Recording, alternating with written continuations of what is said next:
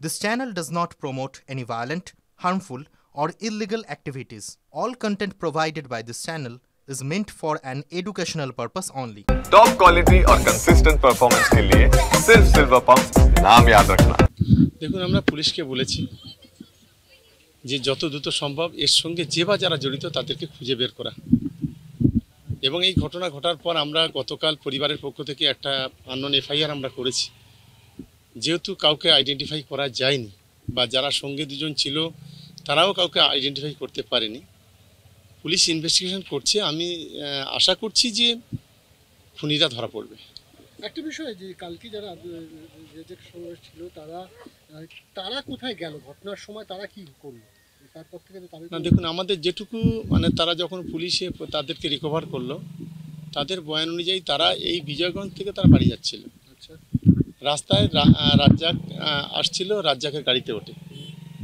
রাজ্জাকের গাড়িতে ওঠার পরে যে জায়গায় পিওটা আপনারা দেখছেন, এখানেই একটা গাড্ডা আছে, গাড়িটা নাকি স্লো হয় এবং সঙ্গে সঙ্গে চতুর্দিক থেকে উঠে এলোপাতাড়ি গুলি চালাতে শুরু করে। এরা বলল যে আমরা ভয়তে তখন পালাই।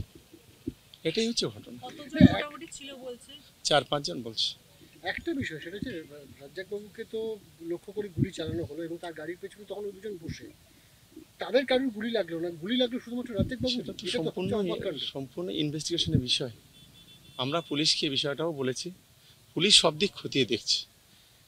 আমাদের একটাই দাবি, যে বা যারা এর সঙ্গে জড়িত থাক তাদেরকে খুঁজে বের করতেই হবে এবং দৃষ্টান্তমূলক শাস্তির ব্যবস্থা করতে হবে। সকলটা সেটা হচ্ছে যে এমনি সচরাচর রাজ্জাকবাবু বাড়িতে ঢোকেন প্রত্যেকদিন, বাড়ির লোকও বলছিল সন্ধ্যে 7টা থেকে 7:30টার মধ্যে। গতকাল রাজনৈতিক কর্মসূচি ছিল, আপনার সাথেও বৈঠক ছিলেন তার, এবং সেই বৈঠকের পর সে 9:30 নাগাদ বাড়ির পথ ধরেছিল।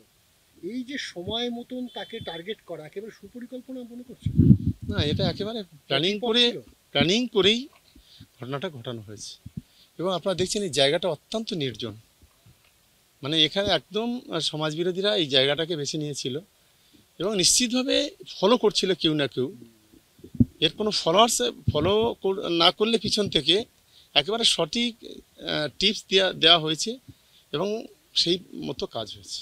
আপনাদের বাড়ির লোকও বলছে যে আইএসএফ আশ্রিত দুষ্কৃতীরা, যে কথা আপনি গতকালই বলেছিলেন, আজকেও তারা বলছেন যে আইএসএফ আশ্রিত দুষ্কৃতীরা। এই আইএফএ টার্গেট হওয়ার পিছনে কারণ কি বলবেন? আইএসএফ দেখুন, এই যে চকমরিচা এই এলাকাটা চালতাবেড়িয়া গ্রাম পঞ্চায়েত, এইটা একটা সময় 2021 সালে এখান থেকে আইএসএফ প্রায় 8 থেকে 9 হাজার ভোটে লিড নিয়েছিল। 2024 সালে রাজ্জাকের নেতৃত্বে এইখানে গণতান্ত্রিকভাবে যে ইলেকশন হয়, সেখানে 1300 ভোটে আমরা ডেফিসিট হই, আমরা 1300 ভোটে হেরে যাই। এবং 24 লোকসভা নির্বাচনের পর এখানে আইএসএফের অনেক পঞ্চায়েত সমিতির সদস্য, গ্রাম পঞ্চায়েতের সদস্য, তারা এই রাজ্জাকের হাত ধরে, আরেকজন ওইদুল বলে একটা ছেলে আছে, এদের হাত ধরে তৃণমূল কংগ্রেসে যোগদান করে। ফলে আস্তে আস্তে এই এলাকার জমিটা আমাদের শক্ত হচ্ছিল। আমার মনে হচ্ছে এটাই হচ্ছে ওর কাল। এই কারণেই যে ওকে না সরাতে পারলে এই এলাকাটা ওদের হাতছাড়া হবে, যার কারণে এই ঘটনা ঘটানো হয়েছে বলে আমার অন্তত মনে হচ্ছে। ভাঙড়ের যে ইতিহাস, সেই ইতিহাসে দেখা যায় যে বারে বারে বিভিন্ন সময় নানা রকম ঘটনা ঘটে, বোমাবাজি, মারপিট, রাজনৈতিক মারপিট লেগেই থাকে। সে কারণেই মুখ্যমন্ত্রী মমতা বন্দ্যোপাধ্যায় ভাঙড় এলাকাটাকে কলকাতা পুলিশের আওতায় নিয়েছে। কিন্তু কলকাতা পুলিশের আওতায় আসলেও ভাঙড় তো ভাঙড়ই রয়ে গেছে।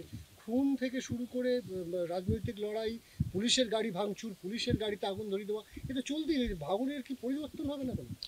দেখুন, দুটো ঘটনা আমি আপনাকে বলি। যদি কলকাতা পুলিশ দায়িত্ব নেওয়ার পর এলাকায় যথেষ্ট শান্তি ফিরে এসছে, মানুষ পুলিশের প্রতি একটা আস্থা রাখতে পেরেছে।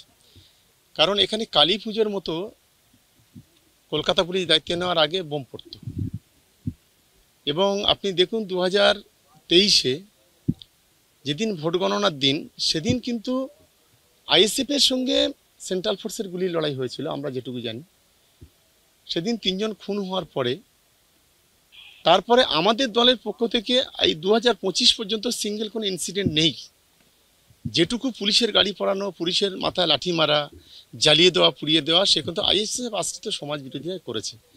আর এর পিছনে একজনই আছে, যিনি হুগলিতে বসে কলকাঠি নাড়ছেন, তিনি হলেন নওশাদ সিদ্দিকী।